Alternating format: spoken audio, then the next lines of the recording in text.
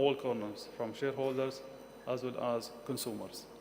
The report highlights that 87% of business leaders will increase their organization's investments in sustainability by the end of 2024, with 60% of these leaders saying that this was being driven by investor pressure, even that means impacting short-term profit. But importantly, the paper also highlights that governments understand the market dynamics alone cannot address an issue of this scale and complexity, and that a new policy framework must be embraced to crystallize action. It is why we have been seeing the carrot and stick approach, with tax breaks, grants, and subsidies combined with stricter regulations and fines to accelerate the transition toward more sustainable economies. Excellencies, ladies and gentlemen, it is this approach needed to ensure the future of our trade is intertwined with sustainability. As a global hub for trade that accounts for approximately 2.4% of all ocean freight trade, the UAE is already taking a proactive approach to clean and climate action. We are diversifying our economy and investing in new sources of energy. According to the Green Fuel Index, the UAE has increased its renewable energy capacity more than any other country in the world over the last 10 years. 2023 has been the UAE year of sustainability, with focus on taking action in key sectors including energy, transportations, water conservation, waste management, and sustainable development. And our Trade Tech initiative, launched at Davos in partnership with the World Economic Forum, is seeking to drive the adoption of advanced technology to making more of our logistics and infrastructure greener, smarter, and more efficient. And our comprehensive economic partnership agreements program with countries around the world is opening up new pathways for green investments.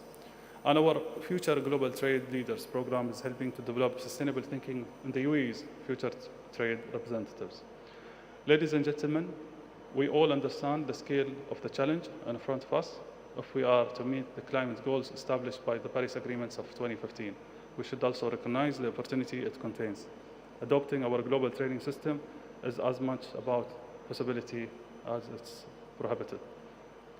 And the race to find the quickest, most efficient, and most sustainable trade processes is one in which everyone will triumph. Trade Day at COP28 is an opportunity to fire the starting gun and engaging everyone in the pursuit of the more environmentally conscious and resilient global economy. Thank you.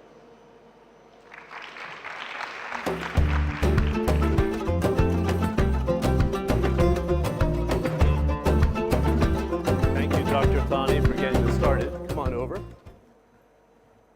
Thank you very much. I don't want to say you're the dynamic duo with the speakers that we have today. Thanks for the framework there. Our next guest, I think, fits the brief of globalization absolutely perfectly. Spending 25 years at the World Bank in the development sector, has been an ardent supporter of how global trade can reduce poverty. I talked about the millions. Actually, the actual fact, from 1990 till today, we've been able to reduce poverty by 1 billion people as a result of globalization, lowering trade barriers, and empowerment to the Global South. She's also a voice of the Global South in the WTO, which has been kind of long overdue, and modernizing the facilitation of environmental policies within the WTO as well. Dr. Ngozi, can you come to the stage? Thanks very much.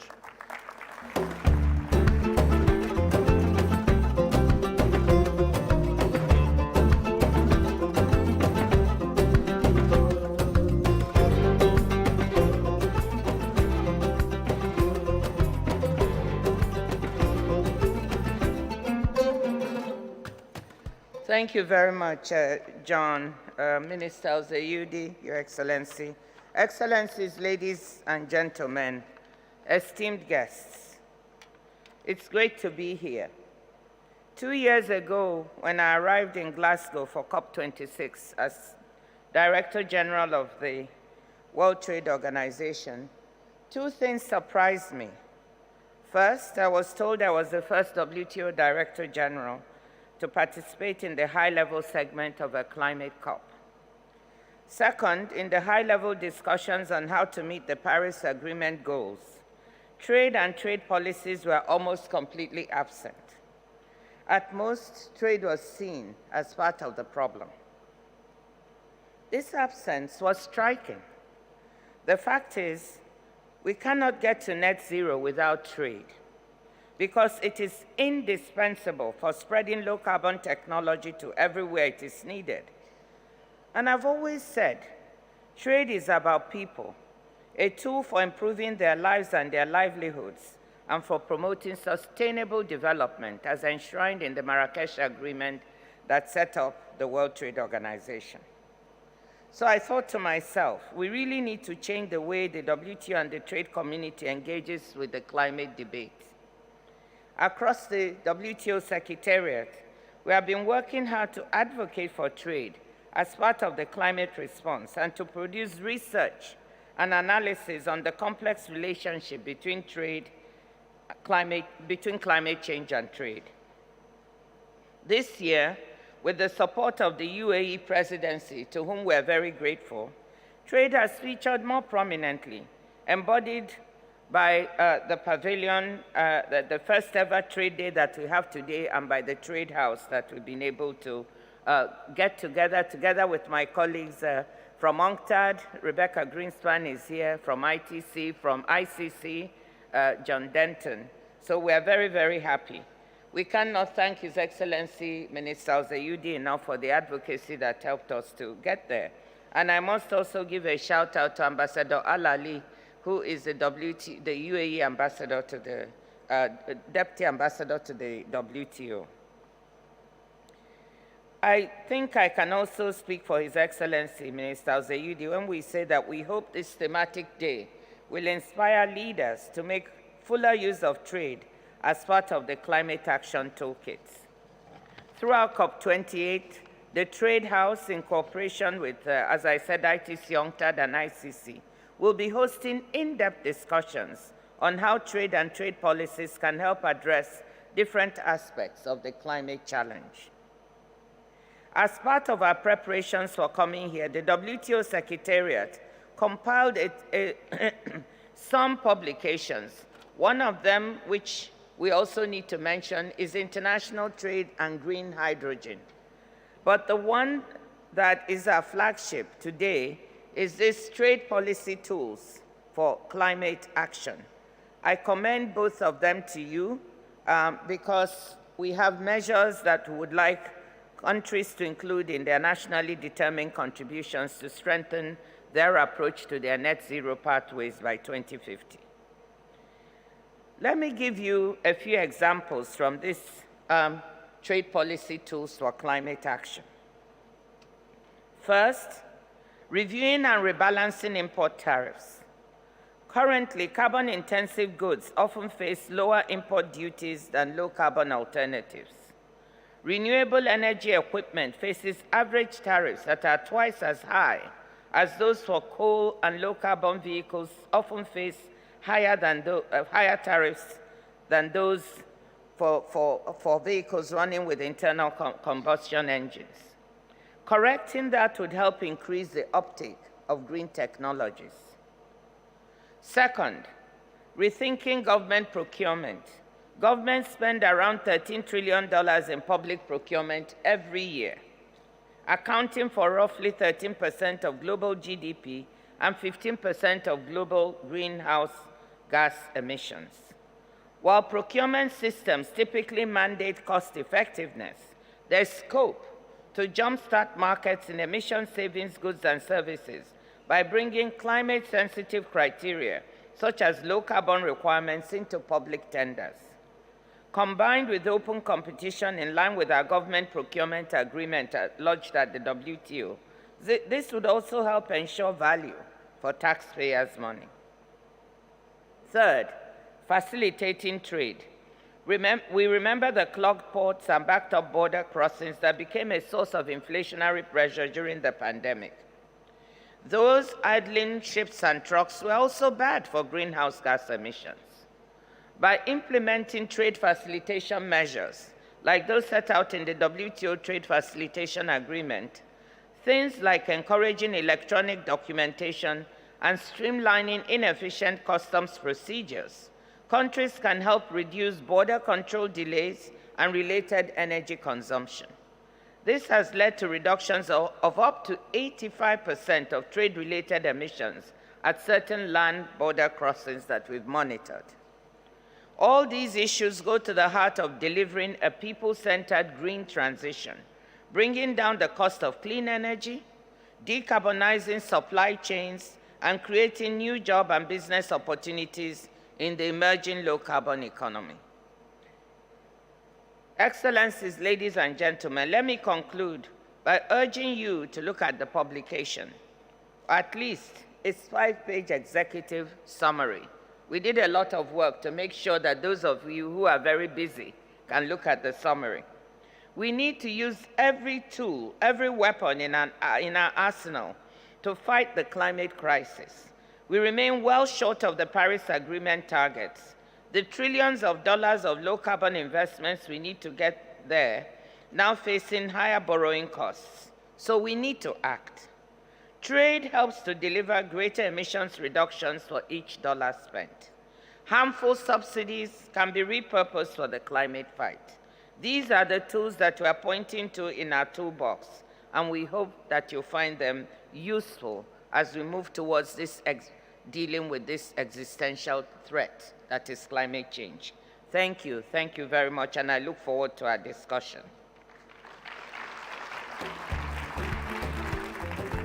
Why don't you come and join us here, right? So next to Dr. Thani. Thanks for explaining the toolbox as well. I thought, Dr. Ngozi, you were directing that at the media, saying it's short enough to go through it. I know you're under deadline. Scan it and use it, right? But you even did it for everybody else that's running from panel to panel and the negotiators as well. Thank you very much. Let's introduce our panelists one by one. We're going to have a 20-minute roundtable discussion with a fantastic lineup here. We want to ask our panelists to be very direct because of that reason, right, in terms of the deliberations here. I am so happy you brought up this idea of border crossings because it's so often overlooked. I was even whispering to Dr. Thani saying the same. There's some entrenched interest at sometimes, right, to protect their domestic producers, but you have cases of 2 to 6 days at a border crossing, which seems crazy in the 21st century with all the technology we have. First, somebody who knows this extremely well with a company that operates in 78 countries, the Chairman and Group Chief Executive Officer of DP World, His Excellency Sultan bin Sulayem. Please come on up to the stage. Give him a warm welcome. John Denton is Secretary General of the International Chamber of Commerce out of Paris. Great to see you again, John. And Rebecca Greenspan, of course, is the Secretary General of UNCTAD, UN Conference on Trade and Development. Sultan, John right here, and Rebecca. It's great to have you all. That's your morning exercise, Rebecca, as opposed to just getting to the blue zone to our stage here. Our two panelists both said they don't want to take the first question because they had keynote addresses, so I'm not operating out of protocol. I'm following some strict orders and you're the host, so I'll take it that as it is. So, Your Excellency Sultan, it's great to see you. We had a chance to be together at your Global Freight Summit, which was a big success. And one of the things you did say is that together with Dr. Thani, who's looking at 26 cooperation agreements around the world, that it's important for government and the private sector to work together on trade facilitation, introducing technology, introducing renewable energy into ports, which a lot of people don't spend time talking about, and it's an actual fact. But can you let Dr. Ngozi get some insights on what you're looking for in terms of policies on trade facilitation, what tools you need now to facilitate trade. I did an interview with you during the midst of COVID-19. You said, John, one thing we learned is that we need to implement technology as fast as possible, wherever possible. This new round of tools, what are you looking for? Well, first of all, trade facilitation is very important. And as you mentioned, over 1 billion people were brought out of poverty because of trade. But remember, trade, 80% of the trade is carried by vessels in the water. So there is pollution there as part of it. The next part, or next block, is inside the ports, where we can do something. We are electrifying all our equipment, and we're doing our job. But the biggest problem is the custom systems and processes, which takes a long time. And that means trucks are sitting outside, working, consuming fuel, polluting the air, and not moving cargo. We need a system where all of us speak the same language. A lot of time, you see the problem in the custom is the process, is the document. Either they haven't received it or they don't know. They need certain documents, and that delays. And look, even in Africa today, one of the biggest problems in Africa is that almost the inter-country trade is maybe 16%, compared to developed country, about 60%. You can import something from outside the country into any country in Africa faster than importing from the neighbor because of this. Now we hope and we wish that the free trade in Africa will deal with that. But we need a role in the WTO as far as customs clearance and facilitation systems to be available. We developed a system where we provide it to countries because we need it. Great, thank you very much. John Denton, countries are putting forward renewable policies, right, to make a transition. There's a big push now to go to net zero by 2050, if not earlier. What is it, you have a very interesting viewpoint because it's the international chamber, right? It's covering the whole wide world here, and how global companies can adapt to the policies on a nation-by-nation basis. Are they being swift? Are they leading countries in terms of their overall footprint, in terms of their operations? Are they being sensitive to the ESG pressures coming primarily from financial capitals in the West? And they need to adhere to this no matter where they are in the world? What's the biggest feedback you're getting? Great question, John. Can I just pick up on something that the chairman just mentioned and also... I'm just going to ask you to bring all your microphones closer because they're very direct. I'll be very quick because Perfect. The issue you identified on this crossing borders, which of course the ICC is all about enabling trade and commerce across borders. This is a critical issue. So one of the key elements we're focused on is digitization, but also delivering on the trade facilitation agreement. And so we created the Global Alliance on Trade Facilitation. And one thing we're doing practically is implementing that, helping African nations, developing countries, digitize their customs systems, phytosanitary, et cetera, to deliver on this. Frankly, the African Continental Free Trade Area promises billions, but 60% of that's going to come through trade facilitation. So we owe it to communities and to citizens to deliver on that. On the issue of renewable, let's be very clear, we welcome the focus. I mean, I think we would all agree that the Paris Agreement is the right framework. We just started a little bit too late and we're not going fast enough. The fact that we've now got people moving at scale is good, but let's be careful here.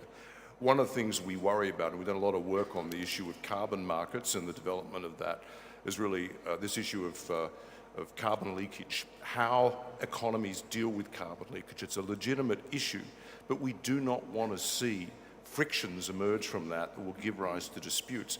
Let's face it, and we're glad that the chair of the MC13 is here and the WTO Director General is here, because at MC13, we want to have an outcome where if we do have a trade dispute, we're actually going to have an accountable process that can deliver a result. Because let's think about it.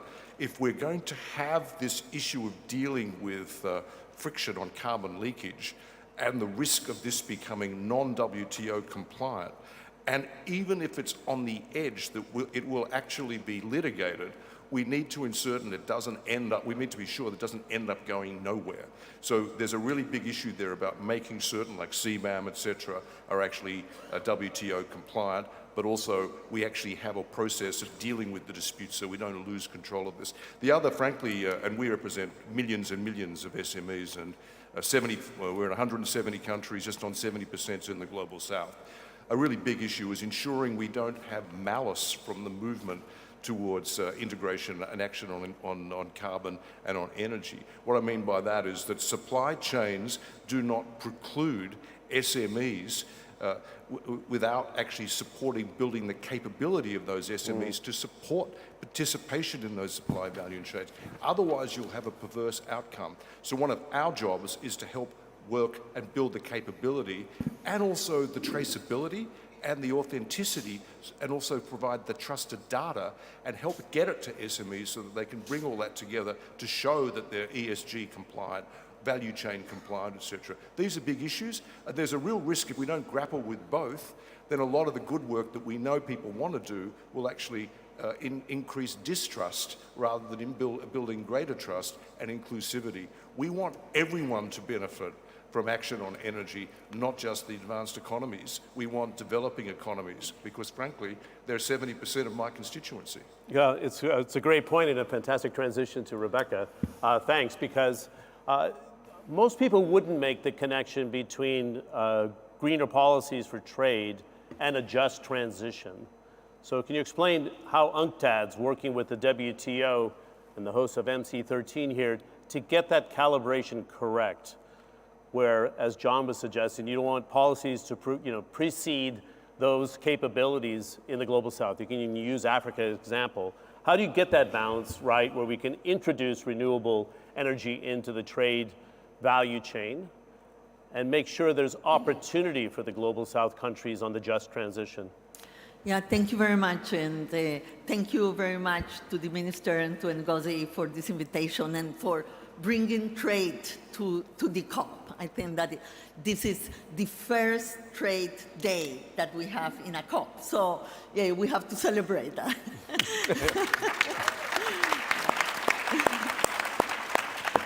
I'm sure that wasn't easy, let's put it that way, right? Because it should have been there a long time ago. Well, so with you can all take a little bit of credit for that, because I'm sure you were very busy behind the scenes. With these partners, everything is smoother. Let's put a coalition of the willing to push for trade at COP28. Let's call it that. So let me first pick up on some of the points that have already made. First, trade facilitation is very important. Yes, for the countries to be able to participate in trade. Yes, because if you have a lot of obstacles in terms of the flow of goods and services, so it is more difficult also for the global south to be able to be part of the global value chains. And there are issues of logistics, and there are issues of digitalization. In both, we are working, supporting, the developing countries to overcome those obstacles. The second point is what John was referring to, is that we don't want a spaghetti ball that, in terms of regulations, that the countries cannot, navigate through. And this is happening. Yeah, in a panel with Dr. Ngozi, we were talking about 73 regulations of climate and environment that the small and medium-sized enterprises and the small and vulnerable countries have to navigate through. They cannot. And so that spaghetti ball, because it's bilateral, because it's not multilaterally decided, is a problem. So again, I vow for a multilateral, negotiation and at least dialogue to really face this problem. It's a real problem, and as John said, if there is a trust deficit, many of the countries just think that this is for protectionist measures, and they don't see them as a possibility to transit into a just transition, but as an obstacle for their development. And my third point is productive diversification. We need to have this opportunity. We need to take the opportunity for the a climate change transition, for the energy transition to be a possibility for the developing countries to add more value into their participation in trade.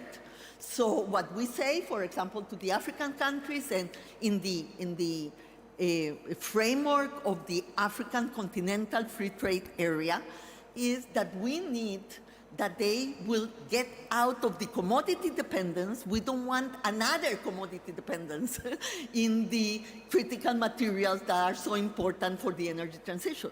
What we want them is to be able to add value and to participate much better for a just transition in the global value chains. And for that, probably we will have to get back, Dr. Ngozi, to dialogue about trims and the value added. Now that industrial policy is back, then what industrial policy means for the developing countries. They cannot subsidize, but they have to be able to add value because they don't have the fiscal space to subsidize, yes? So what are the trade instruments that will allow these countries to diversify their productive structure and take the opportunity to make a just transition? Great, thank you very much. I'm glad you teed up the critical minerals and metals. The second half of our roundtable today is going to be focused on that. And rightly, as you say, not just to be a miner of these goods and export them to get into the processing here, which also balances out the overdependency, I would say, on China in that sector, right? And the volume that we need of these strategic minerals over the next 7 to 8 years for electrification is extraordinary, and we have to get it right at the front end, right? We have 8 minutes left. I wanted to pepper a couple of questions to Dr. Thani and Dr. Ngozi. Rebecca brought this up. It's a very sensitive issue, Dr. Ngozi, because if I could be frank, and I'm a globalized person in a sense. I lived around the world and covered trade for 30 years, but it's out of fashion with the average person, whether in the developed world or the developing world. They see it as a threat. They're against multilateral institutions because they think there's a big conspiracy behind this all. So how do you reset this? And I know this is one of your missions at the WTO, bringing in environmental policy into the system to make sure that people understand that we've taken 1 billion people out of poverty in 30 years, but it doesn't resonate outside this club of people that are at global events or at COP, for example. Please. Well, thank you, John. And yes, it will build nicely on what has been said earlier. We have to constantly remind people that trade as part of globalization has lifted more than 1 billion people out of poverty. It has also been deflationary. The reason why goods have been cheaper in many, let's say in the developed countries, for instance, is due to trade and the globalized supply chains. But that aspect of the story doesn't come up. It is true that in some places, trade has taken away some manufacturing jobs to be made in areas where it's cheaper and more efficient, but this has also been replaced by other types of jobs in services. And we have all the numbers, but those jobs are not often talked about. What is expected to correct this is that governments will also do their part to make sure that people are retrained to take the new jobs or move to the geographies where the new jobs are. But you know, if you look at the expenditure of various governments on these kinds of skilling and retraining, it varies widely. And in those countries where the governments have not done that, then there's a lot of discontent. But so there are places where, you know, the people have been left behind. There are countries that didn't benefit also in the developing world as much as they should. So what are we saying now?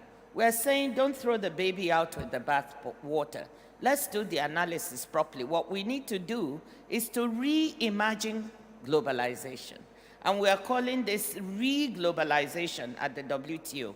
We want a globalization that will include those who were left out at the margin, a more inclusive globalization. And there's actually a brilliant opportunity at the moment to do that, because the world has seen that when you have concentrated manufacturing in certain sectors and in certain products, which is the problem we face, you know, manufacturing may be 90% of a particular product in one country or processing it, that to build resilience, we need to diversify. This is the opportunity to diversify, to be inclusive. So we're advocating that, yes, there will be some reshoring of supply chains, some nearshoring, but let us look at building resilience by including many more countries who were at the margins of the global value chains before. So we can kill two birds with one stone. Excellent.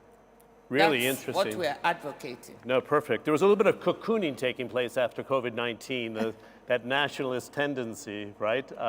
And you're encouraging people to actually spread the risk at the same time as well, which is very wise. But can I bring it home, John? I think what I wanted to say is if we are going to build resilience because of the climate change impact, you cannot do it by trying to concentrate in one place or just manufacture with your friends.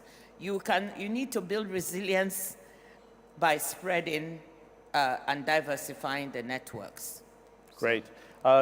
Dr. Thani, you're working tirelessly to complete 26 associated agreements, bilateral agreements for the UAE, but having known you for so long and in this position, the previous position, you're an ardent supporter of globalization. In fact, it's in the DNA of the UAE. His Highness Sheikh Mohammed bin Rashid told me in an interview one time, if we weren't globalized, we would die when it comes to air travel, trade connectivity, springboarding into Africa, tourism and finance as well.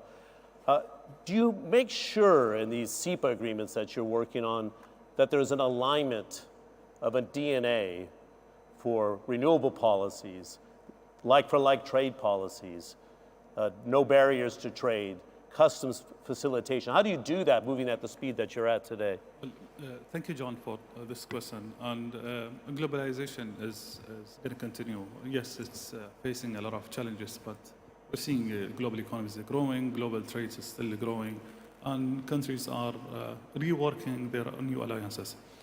Let me just go back a little bit on how we initiated the CEPA. It has been initiated by close collaboration between us and private sector. And one of them is His Excellency Sultan Muslim, who has been pushing and advocating for this for quite some time.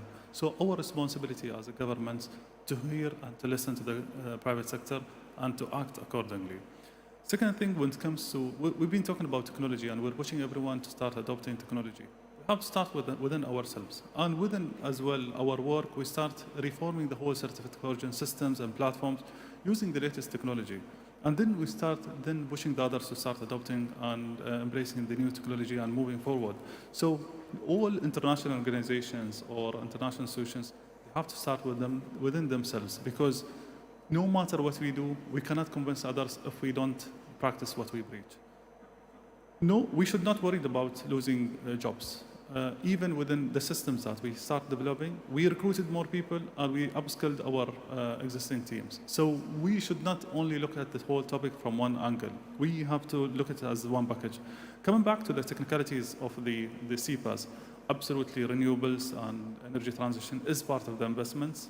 Trade barriers removals are a critical chapter of the whole CEPAs. Otherwise, what is the added value of the commodities are going to be blocked for a few days in those ports from both sides. And for sure, the consequences on this are reducing the carbon footprint from both sides. And the most critical element is the availability and diversity of the commodities and services wherever we go. Very good. We're just going to wrap it up, but I wanted to find out from the two of you, very quickly in 30 seconds, your aspirations from now to MC13. Can we reignite to get unity between the developed and the developing to advance trade? I'm not saying it has to be a new round, but the ministerial. Dr. Thani and then Dr. Ngozi. I am very optimistic, but there is certain conditions that we have to keep in mind, that we have to focus on substantial matter and content.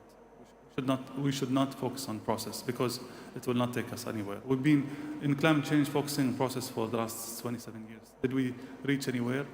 We're moving, but not at the speed that everyone wants. So we should focus on content and keep our egos aside. Okay, thank you. Dr. Ngozi. I'm also optimistic, and the reason is we have no choice. We have too many global problems to solve, and trade must be part of the solution. And I know that, trade ministers, of course, like to do trade-offs in their negotiations, but this is a time in the world where we must show that trade and the WTO are a full part of the solution to global problems. So for MC13, we have no choice but to deliver.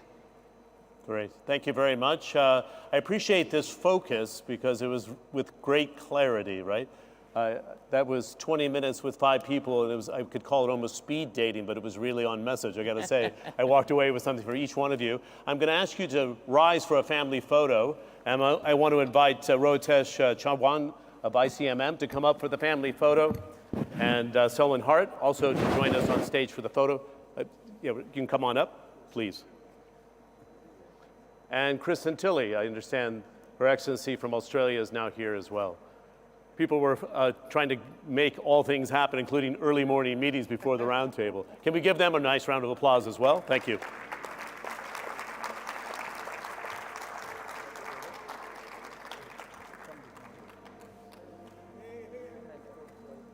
Okay.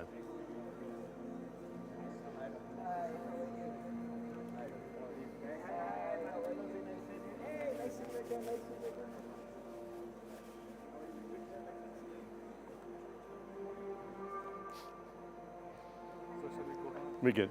Why don't you come on over a little bit? We'll have you 3 in the middle. John, why don't you come on this side to balance it out a little bit? Kristen? Yeah. Great.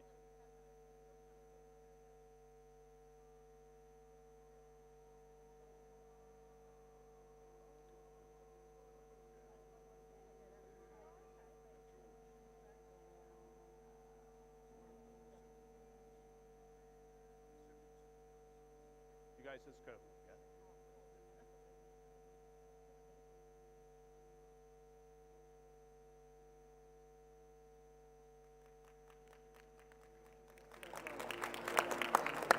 Thanks for making it, Kristen. Are you staying up on the panel for the next bit? Nice to see you. Yeah, thanks for your team. Yeah, they've already started working. Hi, John. Ismaila, I work for Dr. Ngozi. Oh, great. Nice to see you. Nicely done. Yeah. Good. Dr. Ngozi, thanks, huh? We'll get you. We've got to get 2 or 3 interviews for you today. Yeah, but you know the thing about John, it is beautiful to have someone who knows the subject. Trade. I love trade. Oh my goodness. Yeah, good. Come on in. Yeah. I have to go to the panel. Ah, sorry. Okay. Yeah. Yes, please. I need our. Okay. Can I make sure that Selwyn Hart and Kristen Tilley come back onto the stage? They have to come in for our roundtable. Kristen, thanks. So am I staying for If you want to, you can. No, but I can go. You can go if you want to stay. Yeah, good. John?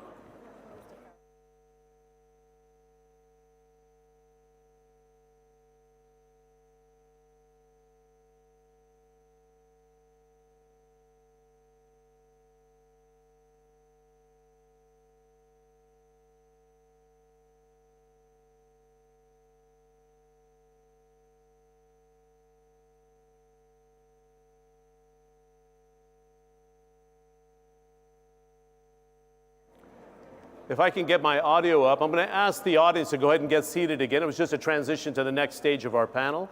And thank you very much for that opening session, which was great. I'd love to have that same sort of focus as we go forward here. And Rebecca, you did that extremely well, because you brought up this issue of critical minerals in the energy transition and the role of trade here. It doesn't seem like an obvious one. I'm going to let you gather your paperwork here. But Kristen, in Australia, this is vital, right? Because you're a big producer. Rotesh is across this with the ICMM as an organization. And Selman, of course, as a senior advisor working in this space, it's a huge issue. A lot of people are not focused on it. I'm delighted that it's on the COP28 agenda. Kristen, you want to take the Australian view of this and how to get the balance right? Because we had what I find quite extraordinary in the trade world. And thank you for pulling the mic. It's quite directional, but you can bend it for you. There you go. Is that we didn't map our supplies too well over the last 30 years, right? There's an over-dependency on Russian gas, for example, when they had access to the Eastern Mediterranean or North Africa with Algeria, for example, now coming more into play. When it comes to processing of critical minerals, 85% of that's done in China. And now we're going to need so much more of it for electrification, which I think, again, the consumer doesn't know. What's, from your standpoint, crucial to make sure that this is a just transition for minerals, and then the countries that are bringing them to the fore get the most out of it, in your view? Thanks very much, and thanks for the invitation. No, they'll take Thanks, care of it. thanks for the invitation to myself and for the Australian government to be part of this excellent discussion, and equally congratulations, happy Trade Day, happy Gender Day as well for the women participating.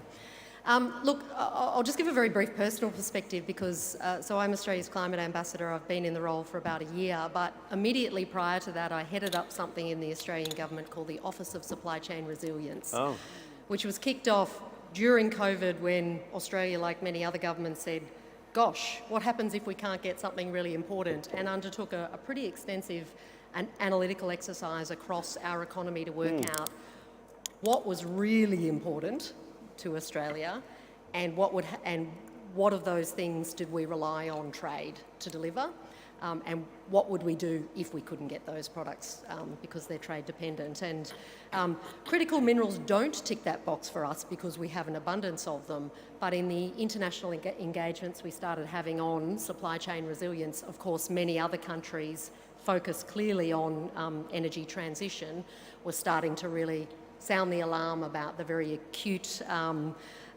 supply chain concentration in key critical minerals. So we arguably are in a position of strength in Australia because of our critical mineral endowments, and we are looking to expand those rapidly and move further along the value chain to enable to support our own energy transition, but the world's as well.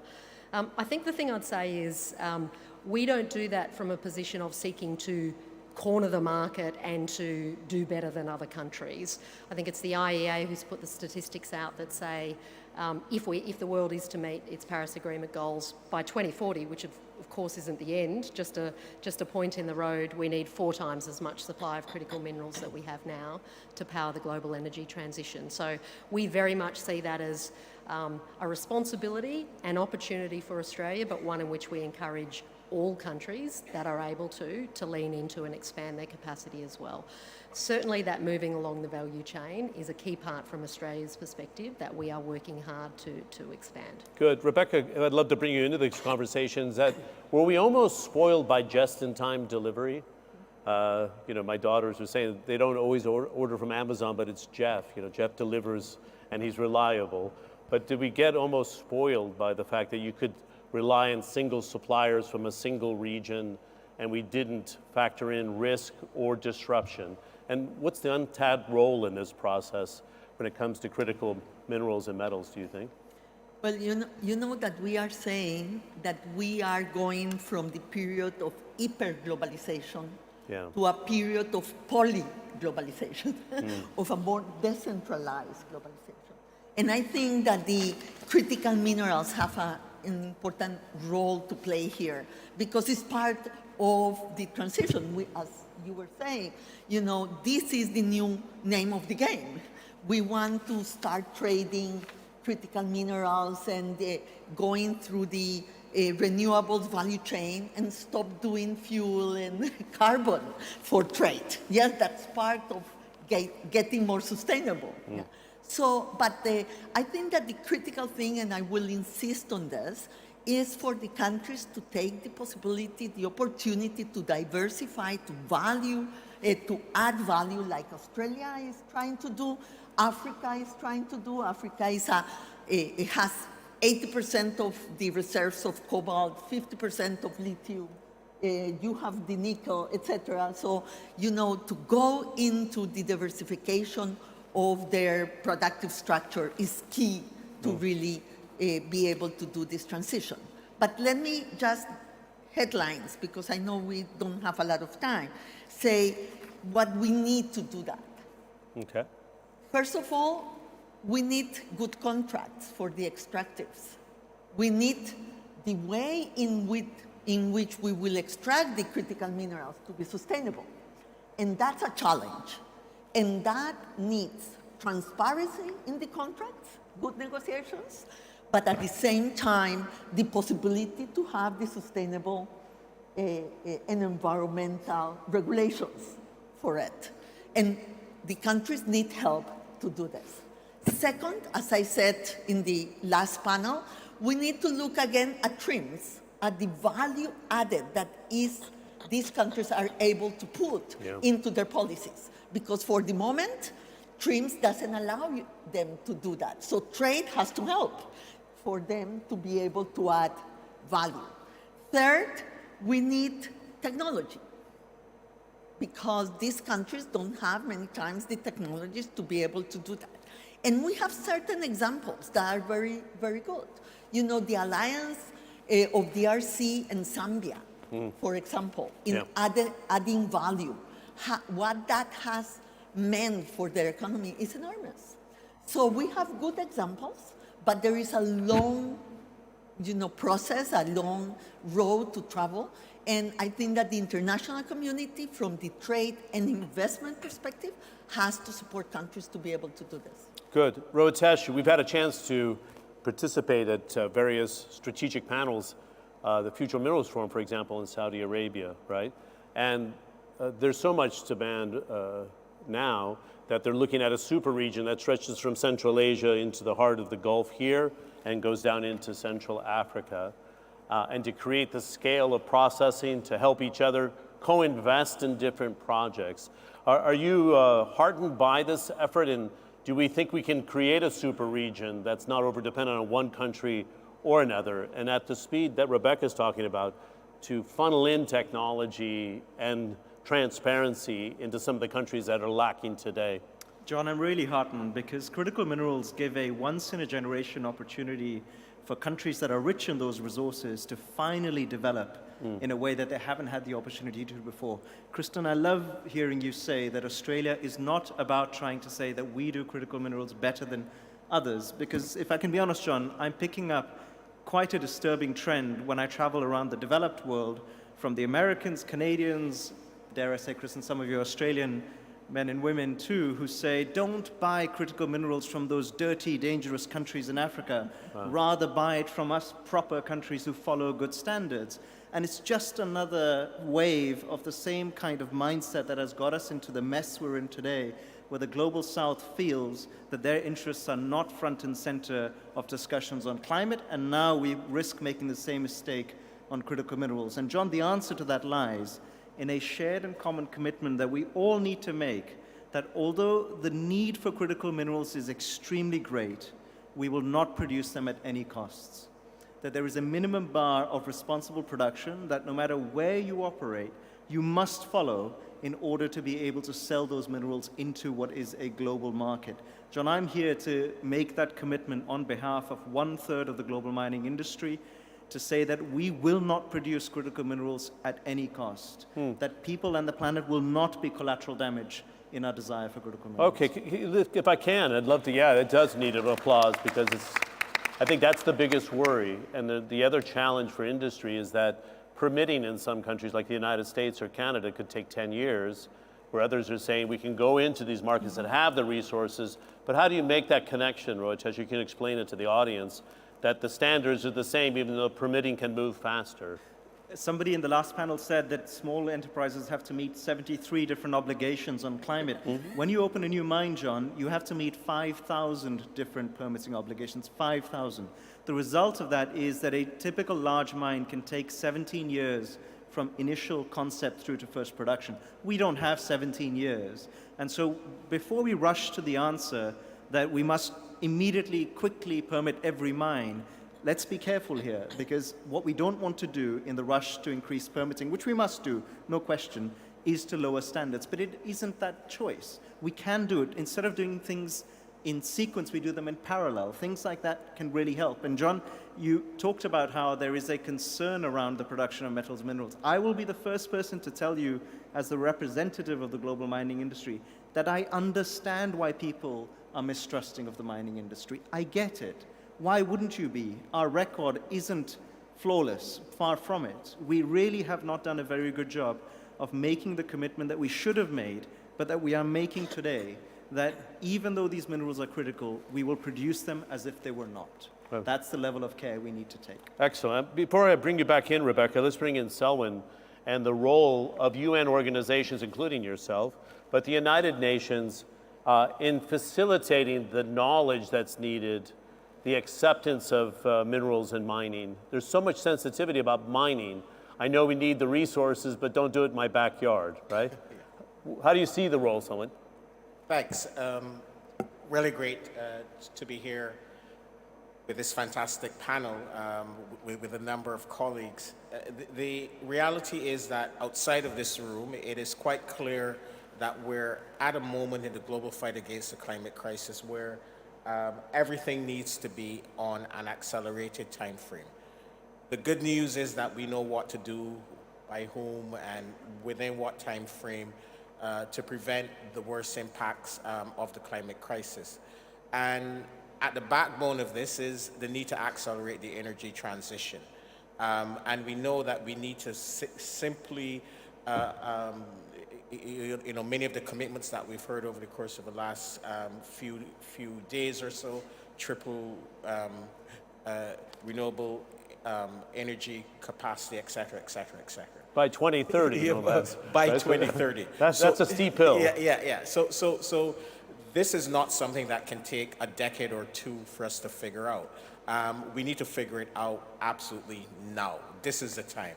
And this is why a few days ago, the Secretary General, after hearing the concerns of many developing countries, as well as local communities, over 50% of the existing mining projects for critical energy transition minerals are on the lands of indigenous peoples, right? And he's heard a very strong call from them, as well as from many of the countries of extraction, that we cannot risk repeating the mistakes of the past. So he has agreed to set up a panel involving countries of production, countries of extraction, civil society, the industry, really to come up with a set of voluntary principles at first, really to provide this guidance and standards around building resilient and supply chains. How do we address issues related to benefit sharing? How do we address issues related to transparency, sustainability, many of the human rights and labor issues that are and injustices of that many of you have mentioned. We believe that United Nations, as a neutral broker, as an honest convener, really can step into this space in addition to providing the capacity. So Rebecca, Inger, Akim, our colleagues at UNDP, UNCTAD, UNEP, the regional commissions will all be part of this one UN effort to develop this set of common principles now that will help to guide the extraction, processing, production, and use of these critical minerals. As I said, we're the UN, we don't have an army, despite what people say. We can't force anyone to do anything, but we can use our role as a neutral and honest convener really to bring some order to the universe, as they say, and help to accelerate the energy transition, which is in our collective interest. Yeah, in fact, I wanted to follow up with Rebecca. That's great that you have the different entities actually singing from the same hymn sheet. In practice with UNCTAD, how does that work to do what you were suggesting in your first answer, is to accelerate the downstream capabilities in countries? What do you think UNCTAD can do on that front? Yeah, we do a lot, but one of the things that we are doing now that is very concrete is that we are going through the NDCs. And when you see the NDC plans, they don't mention trade, and they usually don't mention investment, because they were not done by the economic side of the government. So we have an opportunity next year to really rebuild the NDCs, renew the NDCs. And we are planning to really support countries to do that with also an economic lens. And so if we do that, if that will be in the NDC's plans, it will be much easier to really have a coherent strategy. That's one. But let me bring one point, because I want to hear the panel on this. You have to stay on the microphone, my dear one. Yeah. It's very directional, that mic. Oh, yeah, I cannot move. But I am Latin. Okay. Yeah, I'm Mediterranean, and everybody says you use your hands too much, but that's just the way we are. It's part of the DNA. There is one point that worries us. That is the investment agreements and the investment clauses in the trade agreements. Because many of the countries have tried to do the right thing, to bring new regulation on environment, but they are locked by the trade agreements or by the investment agreements, and they are taken to court by the private sector. They lose in court.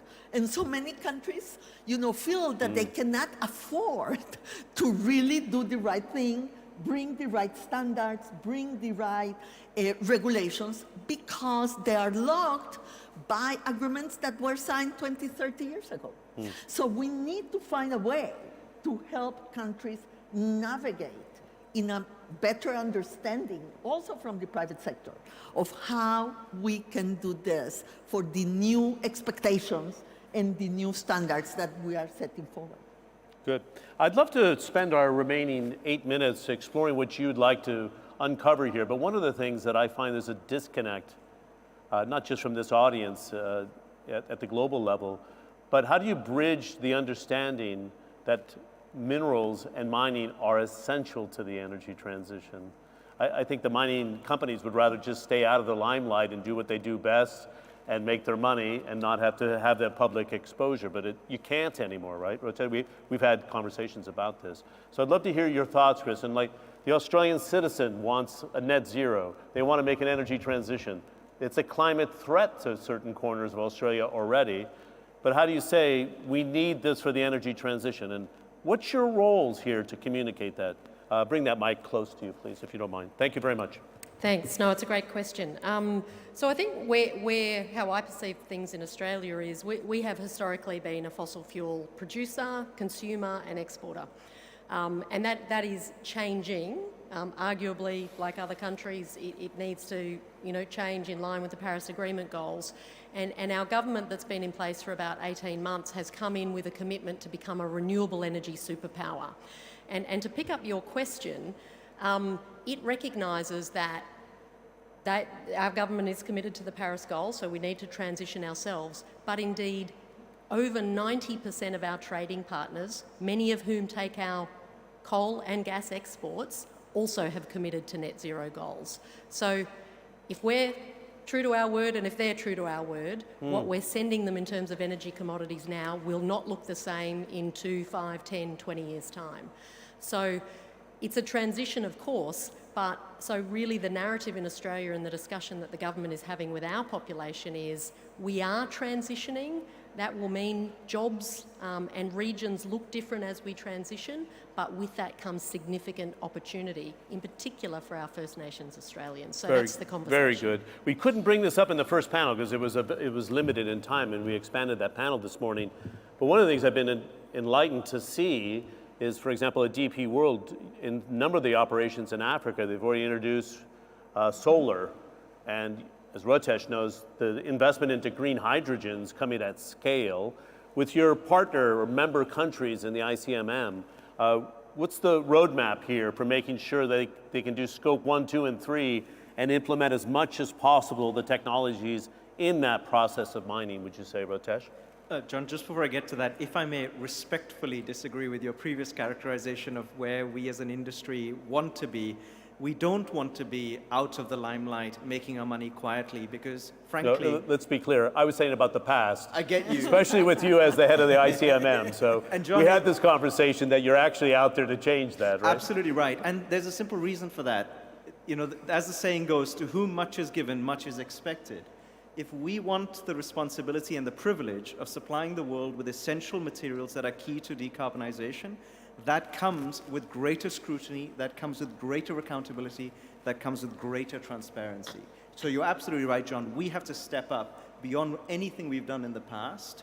It will be uncomfortable, but it's what people should expect of us if we are to be seen as a partner to the transition. Part of that is going to be the technology that we can help accelerate. And John, our commitment on that is unequivocal and clear.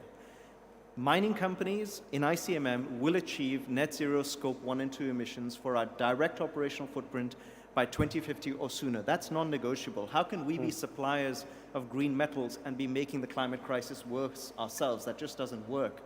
And when it comes to scope 3 emissions, which in the case of some metals and minerals can be 95% of the total impact on the environment, we have to play a catalytic role.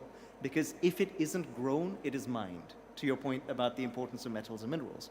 We are the start of many products' supply chains. So if we don't help decarbonize the rest of the product, we're not doing our bit to help fight climate change. How can we call ourselves a true partner if we're not playing an active role on Scope 3 as well? Good. I'm going to finish on one other thing, but I want someone to address this, if you can, in a minute.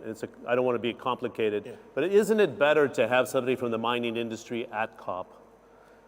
Aren't we learning that it's better to have the oil and gas players at COP? Because you cannot have a solution on a transition unless everybody's at the table. I've seen a lot of articles being sent around, but isn't it wiser to have everybody in the room or not? Thanks. Everyone who is willing to do the right thing, right? Would you have the heads of the tobacco industry at a lung cancer concert if they're not committed? That's an extreme example, I've got to say. If they're not committed to do the right thing. Right. If the oil and gas industry, as the Secretary General clearly said yesterday, is willing to truly align all of their operations, if they're truly willing to align all of Scopes 1, Scopes 2, and Scopes 3 of the production and consumption of their core product with the goals of the Paris Agreement, with clear and credible pathways and plans, if they're willing to address issues related to the investments that they are making, they only account for 1% of the total clean energy investments. Do you deserve a seat? Honestly, do you deserve a seat at the table? So they could deploy more, is what you're saying. Yeah. So we definitely want the oil. They need to be a part of the solution, but the reality is that at present, many of them or most of them are not. And we need to confront that reality honestly. Governments, as the Secretary General said in his opening statement, need to step in and help the industry through regulating, legislating, putting a price on carbon and ending fossil fuel subsidies. This, quite frankly, we see, as governments did with tobacco, right? with the tobacco industry. So, we're the UN, as I said earlier, we're an honest broker, neutral convener, but we must stand on principles and we must stand in defense of the integrity of this climate process. Great, thanks for taking the question. It's been a very sensitive one. I don't think we should leave it out of the room. It should be at the table, as Rotesh was suggesting as well. I also think we need to have some realism on that debate, by the way, because I cover energy all the time. There's demand of 100 million barrels a day, right? So we need to accelerate the deployment of renewables as fast as possible to reduce that demand. That's correct, am I right? Yeah. But we also need to address supply. We need to address both demand and supply. And this is where governments need to come in. And no one is saying that fossil fuels will disappear tomorrow. But for this transition to be manageable, well managed and orderly, for it also to be fair and equitable, it requires governments and it also requires the industry as well to act in good faith. So it's a very charged issue, but I think it's a discussion that has been long overdue. I agree and we're with now that. having it here. 100%. And I quite frankly think that all of the players we really need to have that honest and frank discussion now, because we know the consequences of breaching the goals of the Paris Agreement. We know that emissions are at record levels. We know that they're continuing to rise. We know that the current production plans of the industry is more than double the carbon budget to keep 1.5 within reach. And we know the consequences, even in this own region here, if we breach that goal. So that conversation, my friend, is long overdue, but a conversation that we must absolutely have. Yeah, thank you for addressing it. I appreciate it, because oftentimes in the room it doesn't happen. We should address it here, not just in the media. I think it's a good idea. We're over overdue. I just want to get 1 minute from you on the role of the UN and although member parties here. How do we connect the need for critical minerals and energy in the transition? What's needed? Because right now the consumer doesn't understand it. You know, I have 2 daughters in university, and they're like, let's just shift to electric vehicles. And yes, we want green energy. I said, well, sometimes your power station has coal in it, right? So isn't it part of the responsibility now to start communicating what it takes for the consumer to come along for the ride? We have a lot of education to do. It's true. And let's remember Paris. Yes, we needed to triple the investment in renewable energies, and we needed to double the efficiency in consumption. If we don't double the efficiency in consumption, if we don't educate the consumer, if we don't have the right regulations for consumers, if we don't have the circular economy that will really save on the materials, we won't get there. So there is a whole side on the consumption that we need really to work on. That should also be part of this COP conversation as well, right? Terrific. I could go another half hour easily with the level of discussion and analysis provided. It's great to have you on both panels. Kristen, thanks for making it on time. Rotesh, thank you. Selman, it's really a pleasure. Can we give a nice round of applause? And before we do, just a reminder, because trade is on the agenda for the first time, we have the Trade House. Do you want to share 15 seconds on it? It's a thematic arena in the blue zone. It is the International Chamber of Commerce, the International Trade Center, UNCTAD, the WTO, the UAE, Ministry of Foreign Trade, all in one arena. So if you want to figure out that connection between renewable energy, the transition, climate, and trade, that's the hub. Am I right? Yeah, we need an ecosystem. So the Trade House is an ecosystem for trade and climate. I hope it will happen in the next COPs too, that it will be a good model for the future. Thanks. Nice round of applause. Thank you very, very much. Yeah.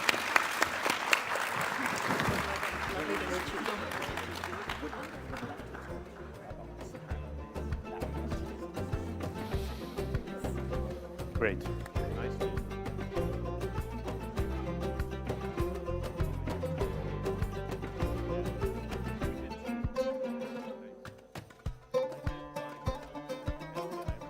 Trade is on the climate agenda. For the first time. For the first time.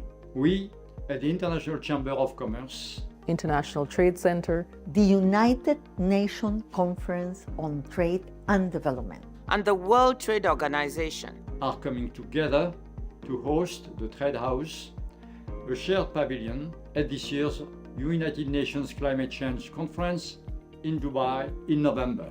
The COP28 Trade House will bring together public and private sector players to create an ambitious trade agenda for climate action. That's because trade is part of the solution to climate change. It can make green products, services, and technologies more available while offering economic opportunities for developing countries. And bringing the voices of small businesses, women, and youth to the table can make the low-carbon transition a just and inclusive one.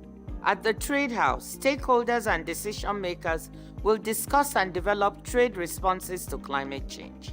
To keep the goals of the Paris Agreement in sight. A key focus will be to support developing countries' efforts to adapt to climate change and reduce greenhouse emissions. All while recovering and building resilience to future shocks. And ensuring they have the skills, knowledge, and resources to do so.